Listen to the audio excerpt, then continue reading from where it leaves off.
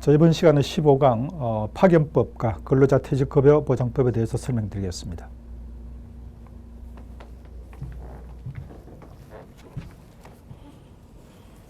자, 강의 준비해 주시고요. 우리 교재 792페이지 펴주시기 바랍니다. 거기 보면 이제 10장 파견 근로자 보호에 관한 법률로 되어 있는, 흔히 우리가 약칭해서 파견법이라고 하고요. 15강은 이 파견법과 그 다음에 근로자 퇴직급여 보장법에 대해서 같이 언급을 하도록 하겠습니다. 이 파견법이 뭔지, 여러분이 근로자 파견, 파견한다, 파견 간다 이렇게 많이 쓰고 있는 용어인데, 우리가 흔히 상식적으로 알고 있는 파견과 지금 우리가 10장에서 나온 이 파견법에서 파견은 좀 다른 거예요. 예를 들어서 여러분이 만약에 A라는 회사에 근무하고 있는데, 회사에서 잠깐 너 하루 저쪽 가서 파견 좀 갔다 와, 이건 여기서 말하는 파견이 아니에요. 그건 우리가 전출 잠깐 갔다가 다시 돌아오는 거죠. 그런데 여기서 말하는 파견은 아예 이 파견 자체가 주 목적인 걸 의미합니다. 예를 들어서 A라는 근로자를 파견 회사에 채용을 해서, 당신은 우리 파견 회사에서 근무하는 게 아니고요, 저기 다른 회사 가서 그냥 계속 거기서 근무하는 거예요. 거기서 일을 하고, 이게 파견인데요. 자, 그러면 밑에 총칙에 보면 용어 정의가 나와 있는데, 이걸 한번 같이 훑어보겠습니다. 거기 보면 근로자 파견이란, 그 다음에 근로자 파견 사업이란, 파견 사업주, 사용 사업주 이렇게 쭉 나와 있는데, 이걸 제가 그림으로 그려서 한번 언급을 해보도록 하겠습니다. 자, 먼저 뭘 쓸까요? 자, 사용사업주가 있는데, 이 사용사업주는 뭐냐? 파견 근로자를 보내달라고 하는 곳, 이제 노동법상, 파견법상 용어로는 사용사업주라고 써요. 법적인 용어죠. 그 다음에 이 파견 근로자를 채용해서 파견을 보내고 돈을 받는 사람을 이제 파견 사업주, 우리가 파견 회사라고 하는데, 이 법에서는 파견 사업주라고 한다라고 이해하시면 되겠고, 그 다음 파견 가서 일을 하는 근로자를 우리가 파견 근로자라고 합니다. 파견 근로자. 자, 그러면 이 파견 근로 계약 또는 근로자 파견 사업, 거기 1번에 보면은 근로자 파견, 그 다음에 2번에 보면은 근로자 파견 사업이 바로 뭐냐면은 이 3자 관계에서 이루어지는 것을 근로자 파견, 이걸 영리를 목적하는 것을 근로자 파견 사업이라고 하는 것이죠. 자, 그러면 어떻게 되는 걸까요? 자, 한번 보시죠. 이 근로자는 파견 회사하고 근로계약을 맺게 됩니다. 우리가 당연히 회사 취업을 하게 되면 그 회사와 근로계약을 당연히 맺어야 되죠. 그러면 이 근로자는 파견 사업주 소속의 근로자이죠. 그런데 이 사람은 여기서 일을 하는 것이 아니고, 일은 사용사업주에 가서 일을 하는 거예요. 이제 뭐라고 할까? 이거는 근로제공, 이렇게 쓰겠습니다. 근로제공은 파견회사에서 하는 것이 아니고 사용회사에 가서 하는 것이다. 그러면 이 파견회사와 사용사회사는 뭘 맺겠죠? 근로자 파견 계약을 맺겠죠. 우리 회사에 누구를, 몇 명을, 어떤 일을 할 수 있는 사람을, 예를 들어서 비서, 아니면 운전, 청소, 이런 일을 할 수 있는 사람을 10명 보내주세요. 10명 보내주면 이게 파견이 되는 거예요. 이게 이제 여러분이 용역이라는 단어가 있고요. 이걸 다른 말로 도급, 또 우리가 흔히 이제 일본식으로 표현해서 이걸 하청, 이런 표현을 쓰죠. 여러분 하청업체 이런 말 많이 들어보셨죠? 그런데 여러분 언뜻 보면 이거 파견, 용역, 도급, 하청이네 이렇게 볼 수 있는데, 이 하청 또는 도급 용역은 뭐냐면은 아예 그냥 일을 맡겨버린 거예요. 용역회사, 하청회사한테 알아서 하세요, 우리 관여 안 할 테니까 맡겨버리면 이게 용역 또는 다른 말로 도급, 하청이에요. 근데 근로자 파견은 뭐냐면은 일을 맡겼는데, 이 사용회사가, 예를 들어 현대자동차가 파견회사한테다가 A를 파견시켜 주세요 라고 해서 A가 파견시켜 주면, 이 파견 근로자에 대해서 직접적으로 지시, 관리, 감독을 할 수 있는 게 파견이에요. 그런데 용역은 그걸 할 수 없는 겁니다. 왜? 알아서 하도록 맡겼기 때문에. 그 차이예요. 어쨌든 우리 노동법에서는, 우리 직상노동관계법규에서는 도급, 용역, 하청 이건 시험 과목에 들어있지 않습니다. 아시겠죠? 그건 민법에 나오는 이야기예요. 자, 여기서는 파견법에서 이 관련된 내용을 지금 이야기하는 것이다. 그렇게 정리하고 들어가겠습니다. 자, 그러면 792페이지 다시 보시면 1번에 근로자 파견이란 파견사업주가 파견 근로자를 고용해서 사용사업주에게 파견시켜서 하는 걸 의미한다. 이렇게 하면 되겠죠. 그 다음에 2번 근로자 파견 사업은 그걸 통해서 수익을 얻는 것, 이게 파견 사업이 될 것이고, 자, 그 다음 3번, 4번 파견 사업주, 사용 사업주, 그 다음 5번의 파견 근로자 다 이야기를 했었죠. 자, 7번의 마지막에 보면 차별적 처우, 마지막에 나오겠습니다만 이건 파견 근로자에 대한 차별하지 마세요라고 하는 것인데 이게 비정규직 차별인데요. 우리가 14강에서 기간제 근로자와 단시간 근로자를 봤단 말이에요. 자, 여러분, 제가 강의에서 비정규직 또는 좀 더 구체적으로 비정규 근로자라고 하면 누굴 말한다고 그랬죠? 자, 우리가 비정규 근로자라고 하면은 누가 비정규직이다? 그럼 제가 우스갯소리로 정규직이 아닌 근로자 이렇게 하면 되는데, 그러면 제가 그럼 뭘로 구분하는 거예요? 라고 했을 때는 기간으로 구분하기도 하고 시간으로 구분되기도 하고 하는 것인데, 우리 노동법에서 비정규직 하면 몇 사람 있다? 여러 명 있다. 세 종류가 있다. 비정규직 하면 세 종류가 있는데, 첫 번째 기간제로 고용된 사람요, 기간제 근로자. 한 달, 하루, 일용직, 임시직, 우리가 말하는 기간제, 계약직 이런.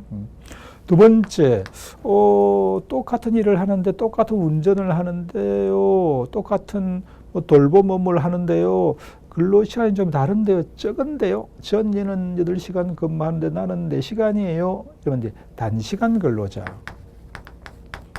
자, 마지막 세 번째, 비정규직 하면, 노동법에서 비정규직 하면 딱 세 사람. 우리가 이제 법을 떠나서 경제학적, 사회학적 개념으로 봤을 때 비정규직은 많아요, 또. 많은데, 노동법 안에서는 딱 기간제 근로자, 단시간 근로자, 그 다음 지금 여기 나와 있는 파견 근로자. 이 세 사람만을 우리가 비정규직이라고 합니다. 자, 그러면, 우리 이게 이제 차별이라고 하는 건 뭐냐면, 차별이라고 하는 것은, 뭐가 차별이죠?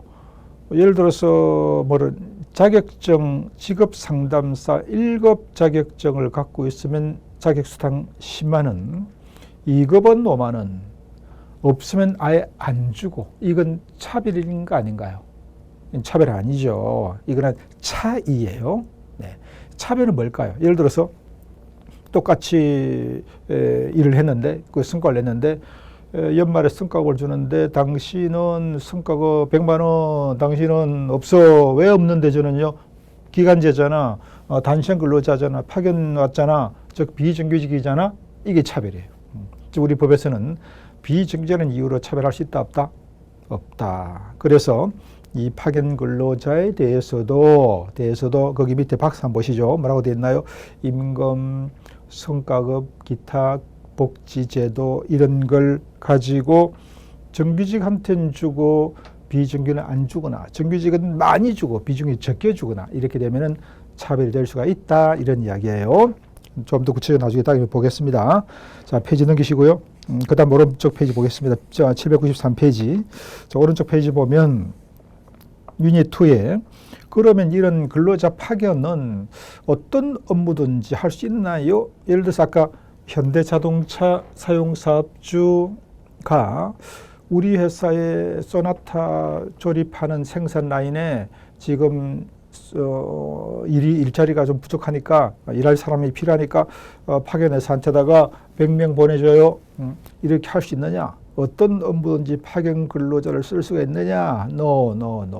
우리 법에서는 딱 32개 업무에 한해서만 파견 근로자를 쓸 수 있다고 되어 있어요. 자, 이걸 우리가 흔히 파지티브 시스템이라는 표현을 씁니다. 뭐냐면은 어떤 걸 허용하는 것만 몇 개 적어 놓고 나머지는 안 돼요. 이게 이제 파지티브 시스템. 네거티브는 뭘까요? 안 되는 걸 몇 개 정해놓고 나머지는 다 돼요. 이게 네거티브 시스템이라고 하는데 우리 법은 지금 포지티브 시스템, 되는 것 정해놓고 나머지 안 돼요 이런 거예요. 자, 그럼 이 되는 것이 거기 페이지 나와 있는데 이게 전부 32개입니다. 참고 알아두시고 32개. 노동법에서 파견 대상이 되는 업무는 몇 개일까요? 1번 10개, 2번 20개, 3번 32개 이렇게 그런 문제 나오지 않으니까 참고로 그냥 32개 정도가 파견 대상 업무이구나 라고 이해하시면 되는데, 자, 그러면 교재를 보시면 자, 거기 이제 박스에 이제 분류 코드가 있잖아요. 그죠? 120번 컴퓨터 관련 업무 쭉 나와 있는데 이 32개 업무는 크게 이렇게 구분됩니다.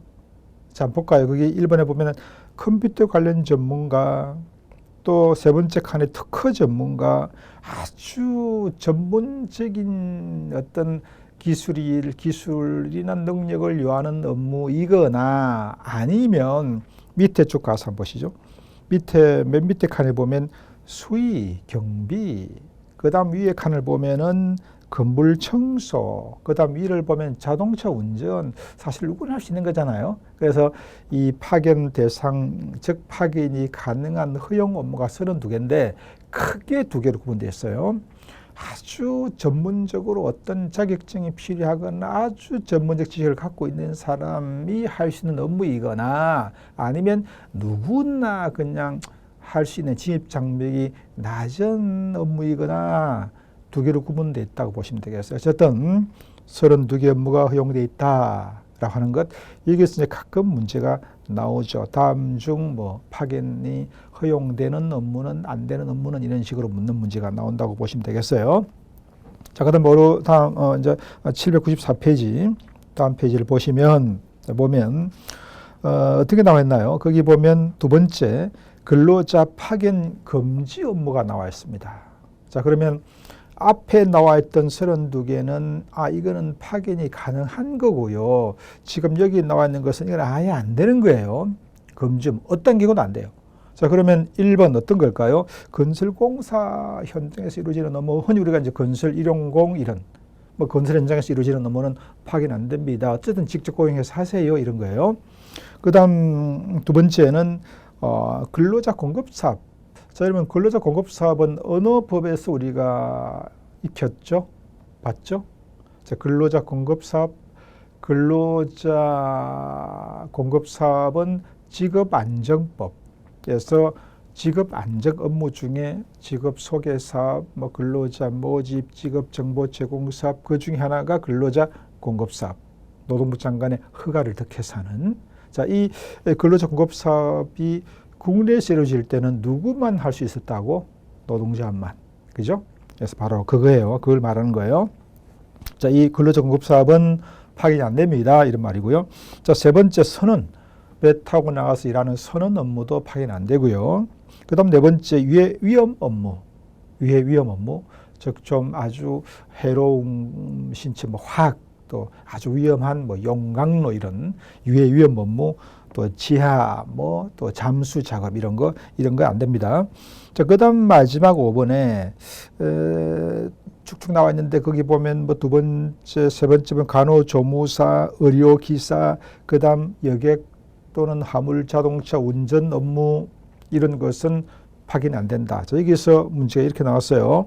다음 중 파견이 금지되는 업무 이런 식으로 묻고 그 중에 하나가 선언의 업무라고 나왔습니다. 이 선언 업무는 파견이 아예 안 되는 거죠. 파견 금지 업무예요. 자, 그러면 지금 파견 대상 업무와 파견 금지 업무를 제가 말씀드렸는데 이걸 이렇게 여러분 또 구분해서 이해하시면 좋을 것 같아요. 자, 파견 업무에 대해서 정리를 하면 자, 1번 파견 허용 업무가 있고 이렇게 구분하겠습니다. 파견 허용 업무 몇 개? 그렇죠. 32개. 자, 두 번째 일단 남겨놓을게요. 세 번째부터 먼저 쓸게요. 세 번째는 지금 뭐가 있었죠? 파견 금지 업무가 있었습니다. 아예 파견할 수 없는 거. 파견 금지 업무. 자, 그러면 중간은 뭐예요? 자, 일시 허용 업무라고 쓰십시오. 일시 허용 업무. 이 뭘까요? 자, 이건 바로 이거예요. 일본의 32개 파견 업무는 파견이 가능한데, 그리고 파견 금지 업무는 아예 파견이 안 되는데, 그러면 여러분 지금 32개 업무하고 법에 나와 있는 파견 금지 업무가 대상이 아닌 또 많은 업무가 있잖아요. 자, 다시 말하면 파견 허용 업무 32개와 파견 금지 업무 나와 한 6개 정도가 대한민국 모든 업무를 다 망라했나요? 아니잖아. 이외에도 많은 업무들이 있잖아요. 그럼 그건 어떻게 되는 거예요? 파견이 가능은 한데 항시 가능하지는 않고 1번은 항상 가능하고, 그럼 나머지 업무는요? 나머지 업무는 어떤 사유가 있을 때만 일시적으로 가능합니다. 이런 말이에요. 예를 들면 이거죠. 예를 들면 자, 아까 현대차는 제조 업무니까 제조업이죠. 제조업이니까 생산 업무가 주 핵심입니다. 소나타, 그랜저, 제네시스 이런 자동차 생산 업무가 주 업무잖아요. 그런데 이 생산 업무는 32개 파견 허용 업무에 들어있나요? 한번 보시죠. 안 들어있어요. 원칙적으로 안 돼요, 파견이. 즉 현대차는 제조업, 생산, 소나타 조립하는데 파견 회사 근로자를 파견받아 쓸 수가 없습니다. 그러면 파견 금지 업무도 또 아니에요. 그건 뭐예요? 원칙적으로 파견을 할 수 없는데 예외적으로 어떤 사유가 있을 때는 일시적으로 파견은 가능합니다. 바로 이 업무에 해당 얘기예요. 일시형 업무에. 그러면 어떤 사유가 있을 때요? 자, 교재 나와 있는 거 보시죠. 어떤 사유가 있을 때, 자, 우리 794페이지. 자, 4페이지 밑에 나와 있습니다. 거기 보면, 794페이지 위를 먼저 보시죠. 위에, 거기 보면, 위에 박서, 배달, 운반 및 금침 관련 종사자 업무 박서 밑에 보면 동그라미 2번에 출산, 질병, 부상 등으로 결혼이 생긴 경우 또는 일시적 간헐적으로 인력을 확보해야 할 필요가 있는 경우에는 바로 이게 해당됩니다. 예를 들어서 현대자동차가 소나타 조립 업무에는 원칙적으로 파견 허용 업무가 아닌데요. 그렇다고 금지 업무도 아니에요. 그러면 언제 파견이 가능하다고요? 첫 번째, 일하는 근로자가 출산적으로 출산휴가 90일 쓸 수 있잖아요. 그죠? 출산휴가를 갔을 때, 결혼 생겼을 때에 90일 동안, 질병, 어떤 근로자가 병에 걸려서 1년 동안 병가 휴직, 그럼 1년 동안, 그때. 그 다음에 두 번째 뭐가, 일시적 간헐적, 이건 뭘까요? 좀 애매한 말이죠. 일시적 간헐적 인력 확보가 필요하다고? 이건 갑자기 인원이 많이 빠져나가서, 예를 들어서 회사 인원이 100명인데 50명이 갑자기 사퇴를 했어요. 뭐 그럴 일이 있겠습니까? 하여간 그래서 갑자기 채용을 바로 할 수 없으니 어려우니 그때 일시적 간헐적으로 인력 확보가 필요할 때 그 기간 동안, 그러면 그 기간은 어떻게 되는데요? 원칙적으로 3개월, 그리고 한 번 더 합의되면 또 3개월 대 6개월 밑에 나오긴 합니다만, 파견기간에서. 이럴 때는 일시적으로 어떤 특정 기간에 한해서만 파견이 됩니다. 이런 뜻이에요. 아셨죠? 그래서 항상 허용 업무 32개, 아예 안 되는 업무, 그 다음 이 2개 중에 속하지 않는 것은 원칙적으로 안 되지만 어떤 사유가 있을 때는 그 기간에 한해서만 이렇게 이해하시면 되겠습니다. 이해하셨죠? 네. 자, 그러면 794페이지 3번의 파견 기간을 한번 보시죠. 파견 기간.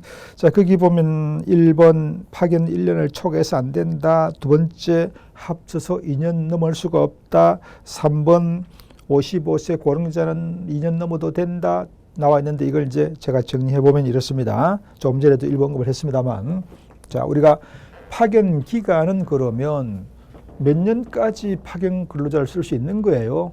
자, 그림을 보면 이런 파견 근로자가 현대자동차 파견을 가서 그러면 갔다고 치면, 그러면 현대자동차 생산 업무 말고 생산 업무는 원칙 파견 안 돼요. 안 되고 32개 가능한 예를 들어서 청소 업무로 파견 갔다고 칩시다. 그러면 몇 년까지 가서 파견 근로자 일을 할 수 있는 거예요? 몇 년? 2년. 한도 내에서. 자, 여러분, 우리가 기간제 근로자는 총 몇 년까지 기간제로 근무 가능했죠? 예, 역시 그것도 2년이에요. 2년. 자, 파견 근로자도 마찬가지로 2년 동안만 파견을 갈 수가 있다. 그럼 만약에 파견 근로자 A가 현대자동차 파견을 가서 32개 파견 허용 업무를 전zel해서 파견을 가서 2년 초가 되면 현대자동차에서 이 파견 근로자를 고용해야 될 의무를 지게 됩니다. 이해하셨죠? 이것이 조금 기간제 근로자하고 조금 다른 것이요. 다른 것이 뭐냐면 조금 실무적인 이야기인데 이게 자 기간제 근로자나 파견 근로자나 둘 다 파견 또는 기간제로 근무할 수 있는 한도는 몇 년이다고?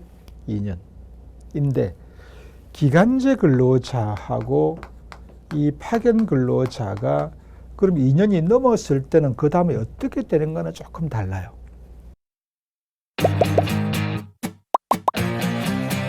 에듀윌 유료 회원만의 특별한 서비스.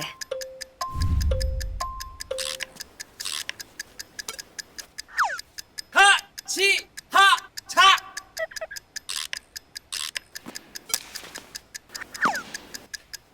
하치하차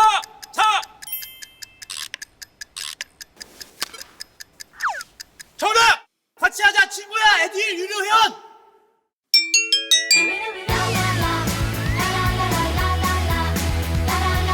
친구 소개하고 현금 받는 혜택. 오직 에듀윌 유료 회원에게만. 에듀윌.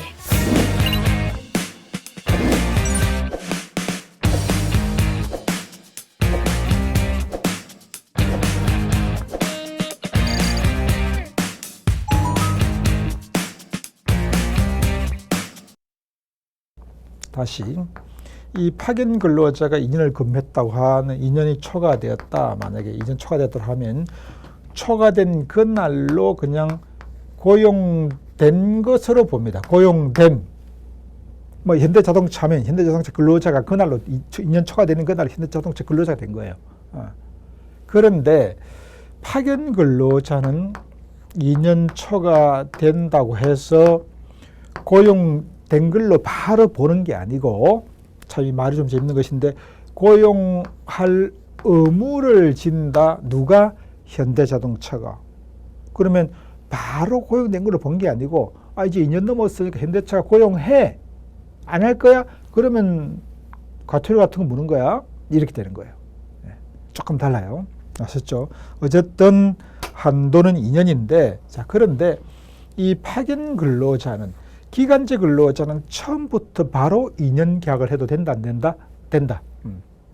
만약에 회사에서 어떤 근로자를 기간제로 채용하면서 1년 또 1년 하지 않고 바로 2년으로 계약을 해도 문제가 없어요. 그런데 이 파견 근로자의 파견 기간은 2년이 가능하긴 하지만 한 번 계약할 때는 1년 한도 내에 사도록 되어 있습니다. 1년 6개월 안 돼요. 무슨 말인지 알죠? 처음부터 2년 안 돼요. 그래서 1년 한도로 계약을 하고 그리고 또 1년에서 2년 이렇게는 가능합니다. 물론 이것도 가능해요. 1년 한도 내에서 계약을 하는 거기 때문에 6개월 단위로 6개월 해서 2년 이런 것은 가능한데 뭐 1년 6개월 해놓고 6개월 해서 2년 이건 안 된다. 한 번 계약은 1년 안에서 하는 것이다. 그렇게 이해하시면 되겠습니다. 자 그러면 다시 우리 교재를 보죠. 794페이지 하단에 파견기간에서 1번, 2번을 제가 설명한 거고요. 자 그러면 4번을 먼저 보십시오. 4번을 3번 일단 좀 이따 설명하고 4번 보면 출산 질병은 그 해소에 필요한 기간 출산 휴가를 90일 동안만 질병휴직을 1년 동안 1년 6개월 동안 그건 가능해요. 그 해소에 필요한 기간이기 때문에. 그런데 일시적 간헐적으로 갑자기 인력이 많이 빠져나가서 그때 사람을 파견 근로자를 쓸 때는 3개월 한도 1차. 그리고 그 다음 박스 안에 보십시오. 박스 안에 보면 이번 일시적 간헐적으로 필요할 때는 원칙 3개월. 그런데 나중에 이 3자가 합의를 하면은 3개월 더 해서 최대 몇 개월, 6개월 한도 내에서는 어떤 경우에 일시적 간헐적으로, 발음 잘 안 되네. 일시적 간헐적으로 인력 확보가 필요했을 때는 최대 6개월까지는 파견 근로자를 쓸 수가 있습니다. 이런 의미로 이해하시면 되겠죠. 네. Understand? 네. 자, 그 다음 3번이 빠졌잖아요. 3번 제가 좀 이따 설명한다고 했었는데 55세 이상은 고령자이잖아요. 우리가 고령자 고용 촉진에 관한 법률에서 고령자란 몇 세 이상? 벌써도 까먹었지 또. 55세 이상. 준고령자는 조만간 고령자가 될 사람이니까 50세 이상 55세 미만. 이 중에서 이제 고령자, 즉 55세 이상은 파견 기간 2년 굳이 제한 받을 필요가 없어요. 이렇게 돼. 이거는 기간직 근로자도 마찬가지예요. 우리가 기간직 근로자 아까 제가 2년이 초과되면 무기계약 정규직으로 바뀐다 하고 했잖아요. 고용된 걸로 본다. 그 회사에서 이렇게 말했잖아요. 그런데 이 55세 이상 고령자는 2년 초과되어도 관계없어요. 즉 계약을 3년, 5년, 즉 2년 초과해서 계약을 해도 그냥 3년간만 인정, 5년간만 인정. 나 2년 넘었으니까 이제 해고 못해, 무기계약이야 라고 주장할 수가 없다. 왜? 법에 그렇게 돼 있어요. 왜? 취지는 이런 거죠. 뭐 제가 기간제법 강의할 때 언급했습니다만 취지는 55세 이상은 나이가 많으니까 이런 뜻이 아니고 55세 이상 보고 나이 많다 그러면 뺨 맞을 거예요. 그 뜻은 아니고 어떤 의미? 제가 어떤 의미라고 55세를 고령자라고 한 이유가 뭐라고 그랬어요? 55세 이상을 고령자, 신체적으로 고령자를 볼 수 없는데 왜 법의 의미는 뭐다? 일반적으로 일반 기업에서 정년 60세이긴 하지만 사실상 55세 정도가 되면 옷 벗고 나오더라. 뭐 명예퇴직, 조기퇴직, 희망퇴직, 권고사직 이런 걸로 나오더라. 그래서 재취업을 하려고 할 텐데 나이 많다고 취업 쉽지 않아요. 그래서 그냥 취업 자체가 중요한데 뭐 꼭 정규직이 중요하냐. 55세 넘었다면 그 말이에요. 그래서 이 경우에는 2년 초과해서 계약을 해도 그냥 약간 기간만큼 근무하는 걸로 인정해 주자. 그게 오히려 도와주는 거다. 55세 이상인 경우에는 이런 취지라고 이야기했었어요. 네. 자, 그러면 795페이지로 가겠습니다. 오른쪽 페이지. 자, 네 번째 고용 의무예요. 고용 의무. 조금 전에 제가 언급했습니다만 어떤 이야기를 했나요? 이게 이제 파견 근로자가 그 박스 안에 들어가 있는 이런 경우에 해당이 될 때는 그 파견 근로자를 사용회사에서 소속은 이 파견 사업주 소속이긴 하지만 일을 하고 있는 사용사업주 그 회사에서 이 근로자를 고용이 될 의무를 진다. 고용 의무. 자, 이런 뜻입니다. 그럼 어떤 경우 1번 어떤 경우죠? 일시적 간헐적 3개월, 3, 6개월인데 그 기간을 초과했을 때에 이런 말이에요. 그죠? 법에 사용되어 있는 기간을 초과했을 때는 이런 뜻이 되겠습니다. 자, 그 다음에 두 번째, 파견 금지 업무가 앞에 나와 있었잖아요. 이 파견 금지 업무에서 파견을 쓰게 되면은 안 된다는 거거든요. 이럴 때는 고용할 의무를 진다 이런 뜻이고요. 자, 그 다음 세 번째는 당연하죠.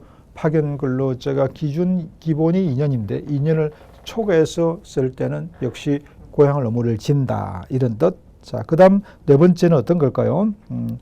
뭐 네 번째는 1번하고 뭐 비슷한 의미인데 1번 출산, 질병, 부상, 일시 간헐적 이 관련된 것을 위반해서 파견 근로 썼을 때에 마저 5번은 이 파견 근로자는 허가를 받게 돼 있는데 이제 파견 사업은 노동부 장관의 허가사항이에요.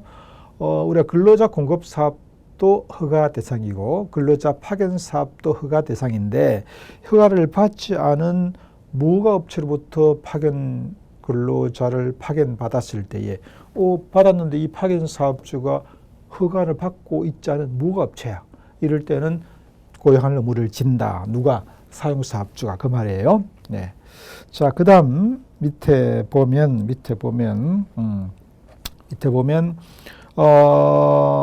동그라미 3번을 보십시오. 3번 고용 의무에서 3항을 보면 사용사업주는 파견 근로자를 사용하고 있는 업무의 근로자를 취고하는 경우에는 해당 파견 근로자를 우선적으로 고용하도록 해야 한다 아니고 노력이라고 하는 노력 밑줄, 노력에다가 밑줄 좀 쳐놓으시고요. 자, 우리 항상 시험 문제 보면 뭐 해야 하는 거냐, 노력이냐, 뭐 권고냐, 의무냐 이런 걸 많이 묻잖아요. 뭐 이게 무슨 말이냐면 이런 말이에요. 자, A라는 근로자가 현대자동차에 가서 파견 일을 하고 있다고 했을 때에 현대자 어떤 B라는 업무라고 합시다. B 업무에. 근데 현대자동차에서 이 B 업무에 근로자를 채용할 일이 생긴 거예요. 근데 어차피 지금 A라는 파견 근로자 하고 있는데 이제 직접 채용하려고 하는 거죠. 근로자를. 이럴 때는 가능하면 지금 그 일을 하고 있는 B 업무를 하고 있는 A 근로자를 우선적으로 채용해라 라는 게 아니고 채용하도록 노력해라 아니면 말고 이런 뜻이에요. 이런 뜻. 시험 문제 이렇게 내겠죠. 이걸 바꿔서 고용하도록 해야 한다 이렇게 문제를 내면 틀렸다라고 보시면 되겠어요. 네. 자, 그 다음 유닛 3 파견 사업의 허가입니다. 조금 전에 제가 언급을 했습니다만 이 근로자 파견 사업은 허가를 맡아야 된다. 그럼 누구의 허가를요? 누구? 노동부 장관의. 자, 우리 근로자 공급 사업도 허가 대상인데 누구의 허가를? 역시 노동부 장관이었어요. 자, 여기서 이렇게 문제 나왔습니다. 2017년 문제에서 기출 문제에서 이 근로자 파견 사업은 허가 대상인데 노동부 장관 허가가 아니고 그 보기에서 지방자치단체장의 허가를 받아야 된다. 뭐 서울특별시장, 광주광역시장, 뭐 제주특별자치도 뭐 도지사의 뭐 시장의 특별시 뭐 시장의 군 뭐 아니면 뭐 도지사의 뭐 군수의 이런 허가를 받아야 된다. 노는 아니에요. 고용노동부 장관의 허가 대상이라고 하는 것을 명심하시기 바랍니다. 자, 그다음 밑에 2번에 보면은 중요사항 외사항을 변경할 때는 고용노동부에 신고해야 되고 신고. 자, 허가를 받았는데 중요사항이 아닌 사항을 바꿀 때 변경할 때는 그때 허가를 받는 것이 아니고 신고하면 된다. 조금 완화된 거죠. 허가는 가장 까다로운 거. 원래 허가라고 하는 것은 할 수 없는 걸 하게 해준다는 의미가 허가라고 하는 것입니다. 이해하셨죠? 자, 그 다음 796페이지 다음 페이지 보겠습니다. 허가의 결격 사유가 나와 있어요. 결격 사유. 자, 허가의 결격 사유는 이런 사람들 허가를 받을 수가 없어요라고 돼 있는데 뭐 저 같으면 이거는 무시하겠습니다. 예, 이거 뭐 무시하고 시험 나온 적도 없고 뭐 나오면 어떻게 찍으면 되지 뭐. 자, 허가의 기준 역시 허가의 기준. 자, 이 허가의 기준은 뭐냐? 아까도 언급했습니다. 조금 전에 허가라고 하는 것은 쉽게 내주는 게 아니에요. 이건 상당히 조건이 까다롭다. 그래서 이 파견업을 하려면 허가 조건이 자 밑에 박스 한번 보시죠. 1번 적어도 근로자가 5명 이상 돼야 되고요. 4대보험 다 가입돼야 되고요. 그렇게 나와요. 두 번째 자본금이 적어도 1억 원 이상이 있어야 되고요. 그 다음 세 번째 사무실 면적까지 조그만 한 평짜리 안 되고 적어도 20제곱미터 이상의 사무실 면적을 가지고 있을 것 이렇게 되었을 때 허가를 내준다 이런 의미가 되는 거죠. 자, 그 다음 밑에 네 번째 허가 유효기간을 보겠습니다. 허가 유효기간은 우리가 근로자 공급 사업도 허가 유효기간은 몇 년이었죠? 네, 3년이죠. 대개 우리가 허가할 때 유효기간은 대개 3년입니다. 아셨죠? 그렇게 하시면 돼요. 자, 그 다음 페이지. 자, 797페이지. 허가의 취소를 한번 보시면, 이 허가 취소는 뭐냐? 허가를 받았는데 이런 일이 있으면 취소하겠다. 당연히 취소해야죠. 법을 위반했거나 하면. 자, 그런데 이 허가를 취소하거나 또는 좀 약하면 영업정지를 할 수가 있는데, 영업정지 기간은 6개월 한도 내에 살 수 있다는 정도까지만 제가 언급을 하겠습니다. 자, 그 다음 밑에 내려가고요. 밑에 7번에 보시면 겸업금지 및 명의대여 금지라고 되어 있습니다. 여기서 겸업금지, 이 겸업금지는 파견 사업주가 같이 할 수 없는 사업. 자, 여러분, 우리가 직업 소개 사업, 유료 직업 소개 사업장에 근로자 그 직업 안정법에 가서 보면 유료 직업 소개 사업자가 겸업할 수 없는 사업이 있거든요. 그거가 똑같아요. 자, 책에 보면은 식품 적개업, 음식점 같은 거, 그다음에 숙박업, 결혼 중개업 이 세 가지는 유료직업 소개사업에서도 겸업금지 사업이었어요. 똑같습니다. 자, 식품적계급, 숙박업, 결혼중개업은 겸업할 수 없다는 것 그렇게 이해하시면 되겠어요. 자, 그 다음에 파견의 제한 다음 페이지 798페이지 8번에 가보면 근로자 파견의 제한인데 자, 여기 1번 잘 보십시오. 파견 사업주는 쟁의 행위 중인 사업장에 그 쟁의를 중단 업무 수행을 위해서 근로자 파견을 해서는 안 된다. 첫 번째. 두 번째, 경영상 위헌 해고. 이게 우리 정리해고입니다. 정리해고를 하고 난 사업장에 2년 안에는 근로자 파견을 할 수가 없다. 자, 두 가지. 자, 이걸 우리가 대체근로 금지 이런 표현을 쓰는데 첫 번째가 대체근로 금지예요. 어떤 의미일까요? 자, 현대차 노조가 파업을 했어요. 자, 그러면 파업을 하게 되면은 생산을 못 하는 거잖아요. 파업이라고 하는 것은 일을 하지 않는 걸 의미하는 거니까. 근데 현대자동차가 그래 뭐 파업하려면 해. 우리는 파견 업체에서 파견 근로자 파견 받아가지고 뭐 라인에 투입시켜서 자동차 생산하면 되지 뭐 문제 없잖아. 이렇게 되어버리면 노동조합의 파업이 의미가 없어져 버리죠. 어떤 의미일까요? 자, 우리가 1장 노동기본권에서 노동기본권은 크게 두 가지였죠. 자, 복습. 노동기본권은 헌법 32조 근로권, 헌법 33조 노동 3권 이걸 합쳐서 노동기본권이라고 하는데 노동 3권은 단결권, 단체교섭권, 단체행동권. 이 행동권은 노동조합의 권리로 보장되어 있는 거예요.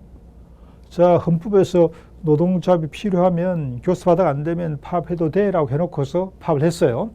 그런데 회사에서 파업하든지 말든지 파견 근로자 파견 받아가지고 공장 돌려버리면 노동조합 파업의 의미가 없어져 버리죠. 파업은 사용자를 압박하는 카드인데도 카드가 의미가 없는 게 돼버리잖아요. 그래서 우리 법에서 어떻게 되어 있느냐. 노동조합이 정당한 파업을 했을 때는 파견 근로자를 파견 받아가지고 투입할 수 있다 없다? 없어요. 대책을 안 돼요. 왜요? 노동조합의 파업을 보호해주는 거예요. 아셨죠? 이게 대책근로입니다. 이게 안 된다고 되어 있는 거죠. 쟁행위를 하고 있는데 그 업무를 수행하기 위해서 파견 근로자를 파견받아 쓸 수 없어요. 자, 그게 대체근로 금지라고 써놓으시면 좋겠죠. 그죠? 네. 두 번째 뭐라고 되어 있나요? 경영상 해고, 즉 정리해고입니다. 회사가 어려워서, 여러분 정리해고는 뭐예요? 정리해고는 회사가 어려워서 해고하는 거잖아요. 회사에서 어려웠다고 해고해놓고서 10명 해고해놓고서 파견업체에서 10명 파견받아 써버리면 안 된다. 그러면 회사가 어렵다는 게 아니죠. 이제 월급도 같이 나갈 텐데. 그래서 이 정리해고를 했다면 2년 안에는 파견 근로자 쓸 수 없어요. 그 업무를 하기 위해서 2년 안에. 그런데 노동조합하고 합의를 하면 노동조합의 동의를 받으면 6개월로 단축할 수가 있습니다. 라고 돼 있어요. 그게 6개월까지는 파견을 못 쓰고 6개월 넘어가면 쓸 수가 있습니다. 노동조합의 동의를 받으면 이렇게 돼 있는 거죠. 자, 그렇게 이해하고 넘어가겠습니다. 그 다음 파견사업주의 준수상 스킵, 패스조치도 스킵, XX. 자, 뭐 큰 의미 없어요. 자, 그러면 이제 유닛4 근로자 파견 계약을 한번 보겠습니다. 이 근로자 파견 계약은 파견사업주, 파견회사하고 사용회사끼리 하는 걸 의미합니다. 뭐 몇 명을 보내주고 파견 기간 어떻게 하고 그다음에 파견료 1인당 얼마씩 뭐 주고 뭐 이런 걸 계약하는 게 이제 파견 계약이죠. 참고하시면 되겠어요. 큰 의미 없어요. 자, 그다음 799페이지 다음 페이지를 보시면 유닛 5의 차별적 처우. 아까 우리가 조금 전에 앞에서 우리가 서두에서 용어 정의에서 차별 처우 금지할 때 파견 근로자란 이유로 차별할 수 없다고 한 거, 이제 그걸 말하는데, 자, 그러면 거기에 보면 차별처 금지에서 1번, 파견 근로자라는 이유로 사용사업주의, 즉, A라는 파견 근로자가 이 사용사업주에 가서 일을 하잖아요. 그러면 이 파견 근로자가 이 사용회사에 가서 일을 하는데 사용회사에서 이 파견 근로자하고 같은 일을 하는 또는 비슷한 유사한 일을 하는 이 사용회사의 근로자가 있다고 치면 그 근로자하고 사실 소속은 다르지만 같은 일을 하는 건데 그러니까 임금이나 성과급이나 이런 걸 줄 때에 차별하지 말라. 똑같이 성과 냈는데 사용사업주 소속 근로자는 성과급을 주고 파견 근로자는 이 회사 근로자가 아니라는 이유로 성과급을 안 주면 이게 차별이다. 이런 의미예요. 네. 자, 그러면 어떻게 하라고요? 만약 차별받으면 두 번째 노동위원회에 시정 신청을 할 수가 있고요. 그렇게 돼 있죠. 그죠? 시정 신청을. 자, 그런데 3번에 보니까 이 차별 금지 대상인 회사는 즉 이 사용사업주의 인원은 5명 이상일 때다. 즉 4명 이하일 때는 적용되지 않는다. 조그만 회사니까 만약에 이 사용사업주의 직원이 4명, 3명이면 뭐 성과급 안 주고 차별했다고 해서 이걸 뭐 어떻게 뭐 묻지는 않겠다. 죄를 뭐 이렇게 돼 있어요. 4명 이하일 때는. 자, 다음 페이지 800페이지를 보겠습니다. 800페이지에 가서 유닛 6에 보시면 파견사업주, 사용사업자 강구해야 할 조치가 있어요. 자, 1번 뭐 좋은 이야기고 2번 보면 파견 근로자는 고지의무인데 이건 뭐냐 하면 자, 고지의무가 뭐냐 하면은 이 파견사업주가 A라는 파견 근로자를 채용할 때에 당신은 우리 회사 소속이지만 업무 일은 우리 회사에서 하는 게 아니고요. 파견 가서 일하는 파견 근로자예요. 라는 걸 미리 알려라. 라는 거예요. 고지의무. 당연히 그래야 되겠죠. 만약 A라는 근로자는 이 파견 회사에서 일을 하는 걸로 알고 지원하고 계약을 했는데 나중에 출근해 보니까 이 파견 가세요.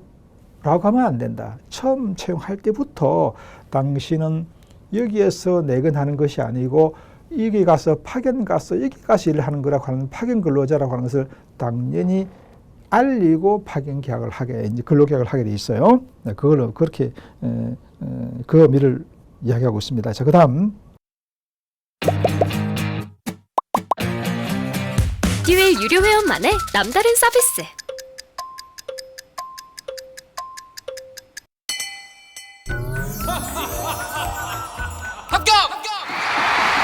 합격하고 돈도 받는 혜택.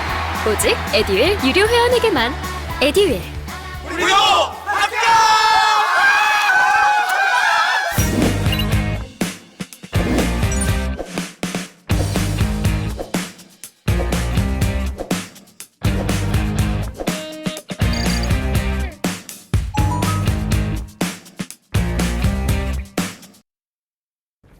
3번에 가보면 파견 근로자단 고용 제한의 금지. 이건 뭐냐면 파견사업주가 이 파견 근로자를 채용할 때에 또는 사용사업주가 파견사업자하고 파견 계약을 체결할 때에 이 파견 근로자를 직접 사용해서 직접 채용하는 걸 방해하지 말라.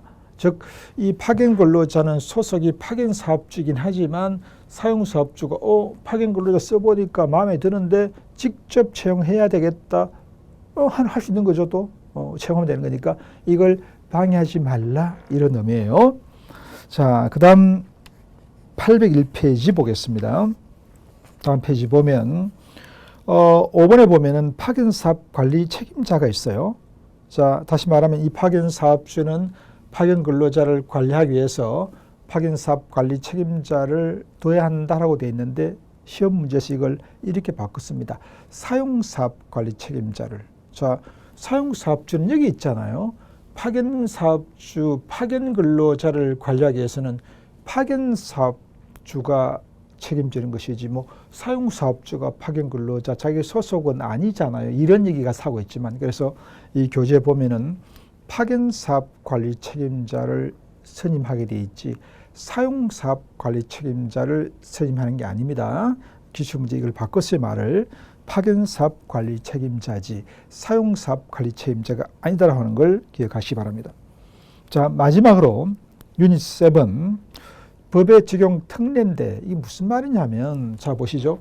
이 파견 근로자는 소속이 어디? 파견사업주예요. 여기 가서 일을 하자면 얘가 관계없어요. 파견사업주 소속의 근로자단 말이에요. 근로계약은 파견사업주가 했으니까. 자, 그런데 어쨌든 계속 1년 내내 또 다시 1년 계약 2년 동안은 사용사업주에 가서 일을 하고 있는데 어떻게 보면 사실상 겉으로 보기에는 사용사업주 소속 근로자 같아요. 그런데 소속은 여기잖아요.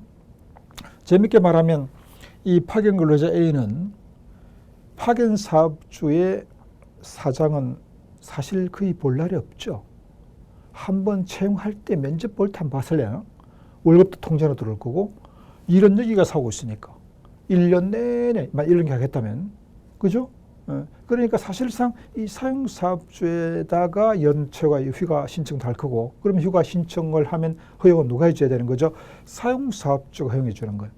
그래서 자, 이 뭐라고 되어 있냐면은 이 파견 근로자의 사업주는 근로기준법상의 사용자 역할은 파견 사업주도 사용자이지만 사용사업주도 근로기준법상에서 사용자 책임을 진다. 즉 연초휴가를 내면 휴가를 인정해주고 승인해주고 하는 이런 역할을 사용사업주가 해야 된다. 이런 의미예요. 그래서 이 책에 보면 뭐라고 되어 있습니까? 법에서 이렇게 되어 있죠.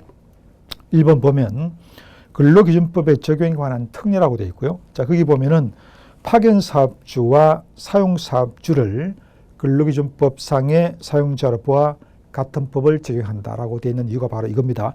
원래 파견 근로자는 파견사업주 소속이에요. 그렇지만 사용사업주에 가서 일을 하기 때문에 사용사업주도 사업주 책임을 진다. 사용자로 책임을 진다. 이런 의미로 이해하시면 되겠습니다. 아셨죠? 자, 그 다음 마지막으로 2번, 밑에 네모 2번, 산업안전보건법 특례. 이것도 무슨 말이죠? 자, 이 파견 근로자는 지금 말하고 있지만 일하는 곳은 사용사업주가 일을 하고 있습니다. 이가 다쳤어요.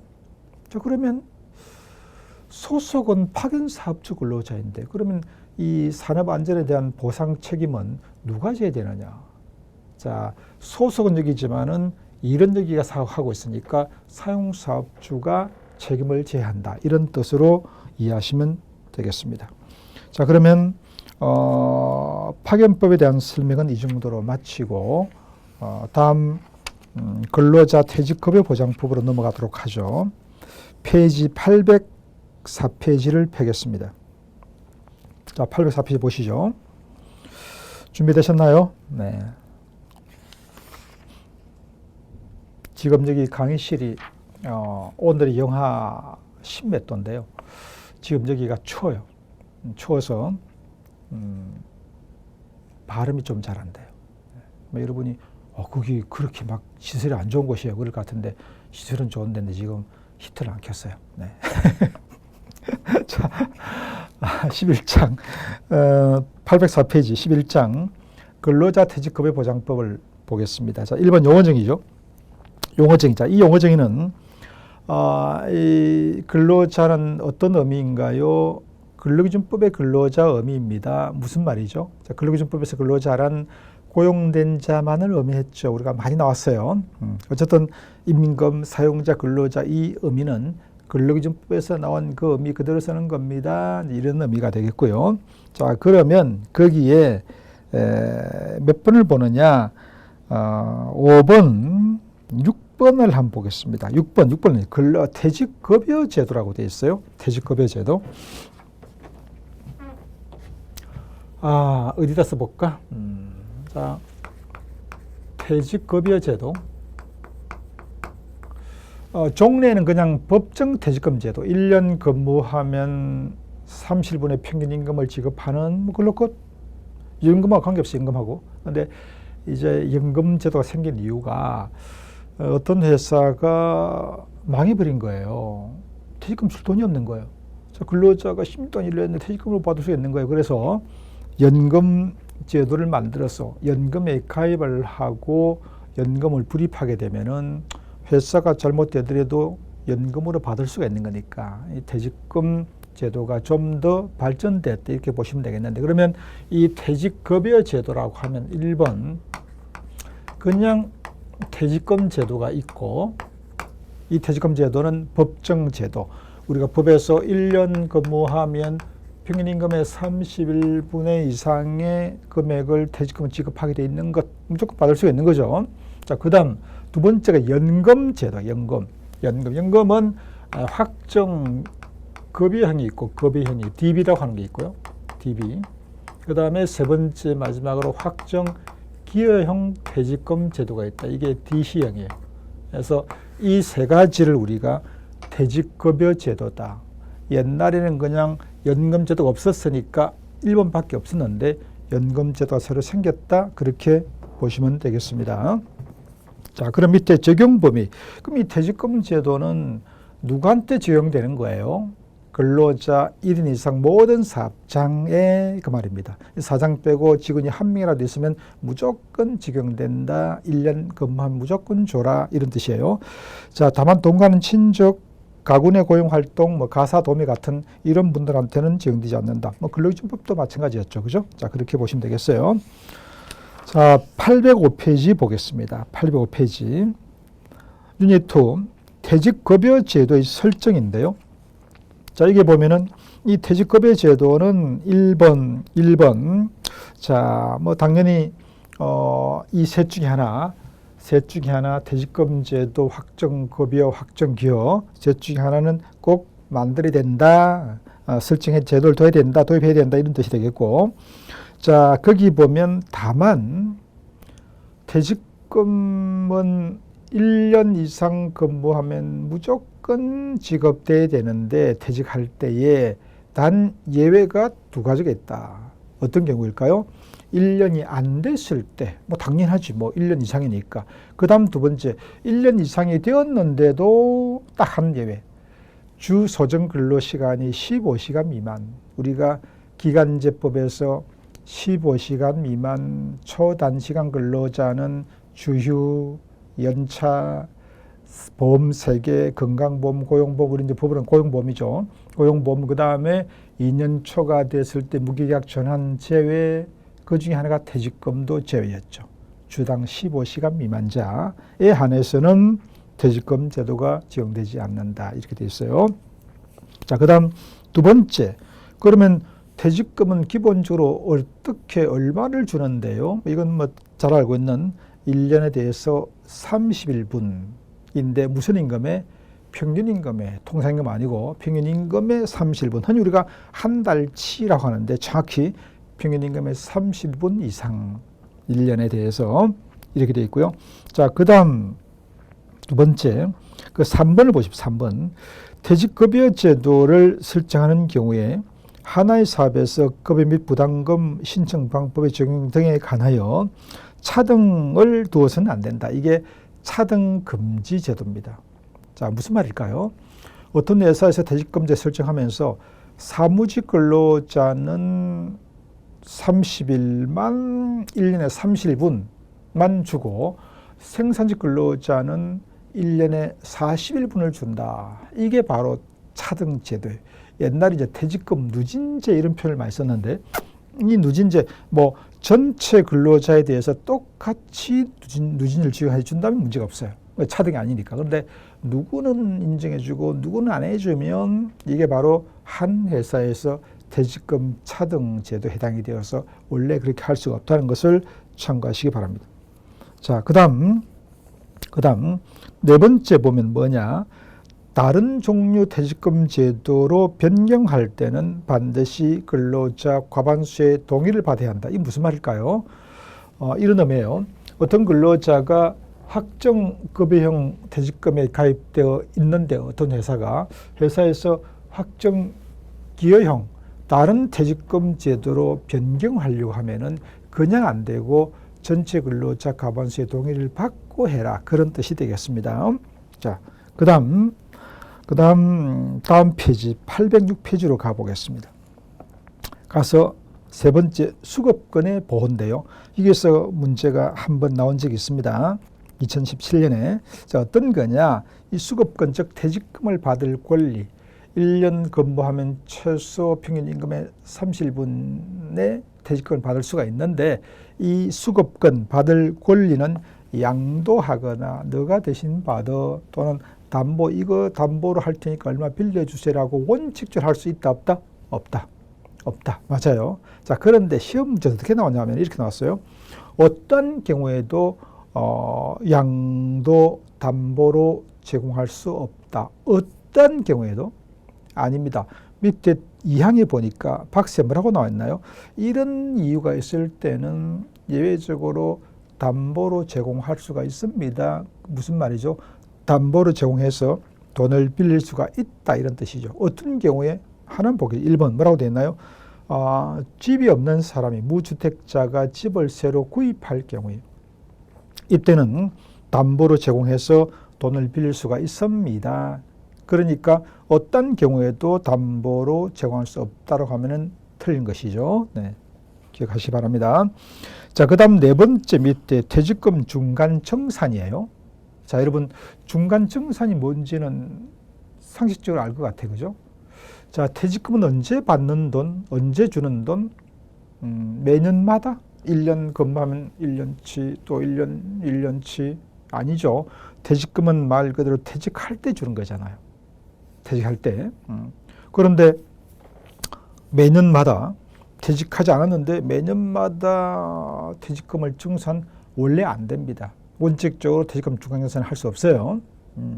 그런데 다만 예외적으로 이런 사유가 있을 때는 그리고 근로자가 요구하면 퇴직금 중간 정산을 할 수도 있다라고 하는 것입니다. 예외적으로 어떤 경우에 자 박스에 앞에 위에 나와 수급권의 보호하고 뭐 비슷하지만 조금 달라요.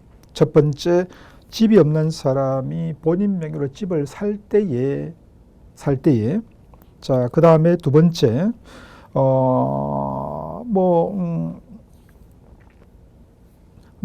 집을 무주택 근로 죽을 목적으로 보증금을 부담하는 경우에 이때는 딱 한 번만 계속할 때 딱 한 번만.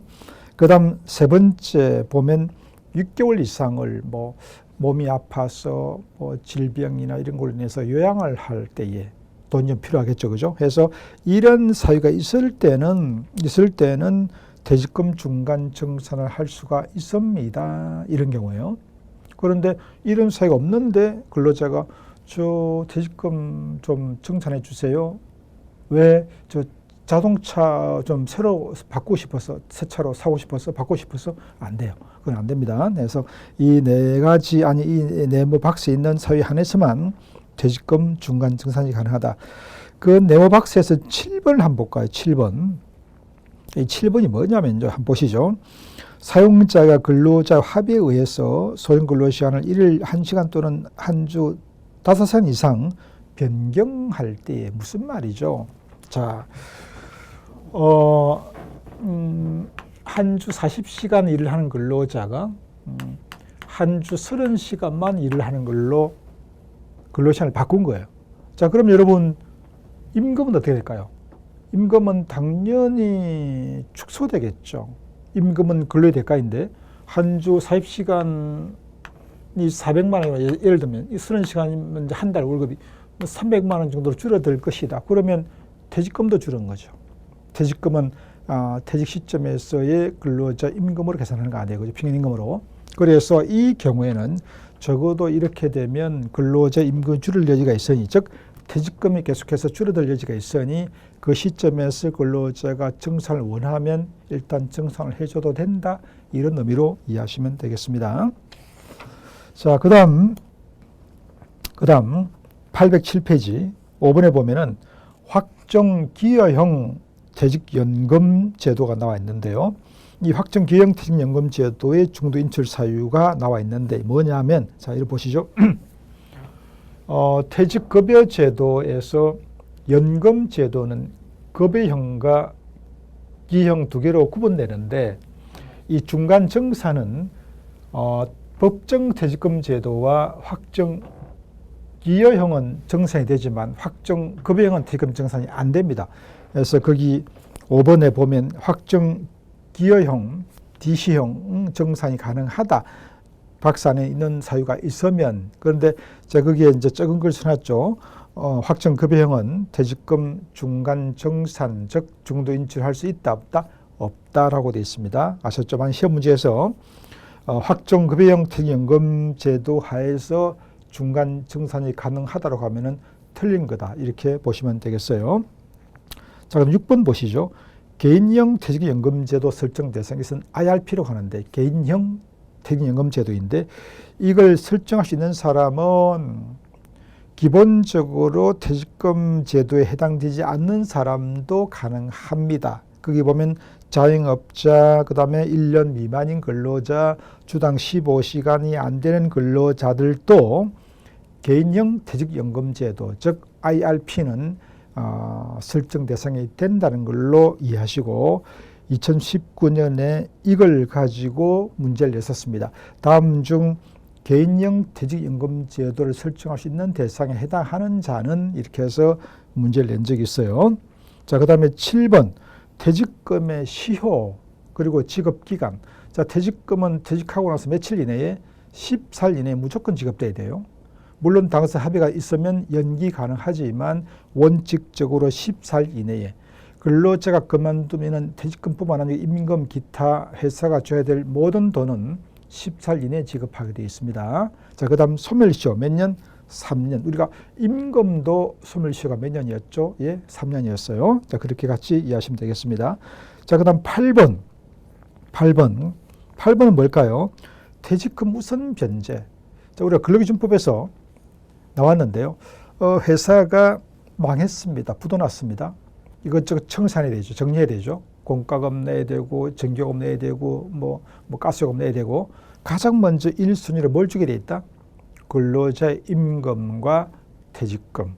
그죠? 자, 그러면 1순위 근로자 10년 됐는데 10년치 퇴직금을 전부 다 1순위로 주는 거예요? 아니, 몇 년치만? 3년치만. 자, 거기 보면 이번에 보면은 808페이지 이번에 위에 동그라미 이번에 보면은 최종 3년간의 퇴직금이죠. 임금도 3개월치 임금이었죠. 이것은 가장 먼저 1순위로 주게 되어 있는 걸 의미한다고 보시면 되겠습니다. 자, 밑에 나와 있는 것은 사용자의 책무 뭐 큰 의미가 있고요. 자, 의미가 있고 위에 9번 개인형 퇴직연금제도 설정할 수 있는 자 그 위에 네모 4번에 보면 여기서 기출문제가 나온 적이 있어요. 이걸 보면 자, 마지막으로 이걸 보고 설명 마치겠습니다.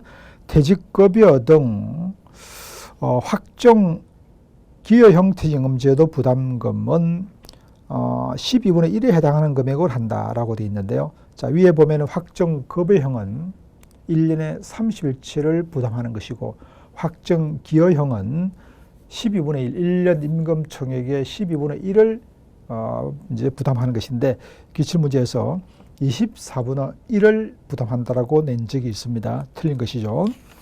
자, 이상으로 15강 내용이 좀 많아서 1시간 정도 갔네요. 15강에 대한 설명을 이것으로 마치도록 하겠습니다. 수고하셨습니다.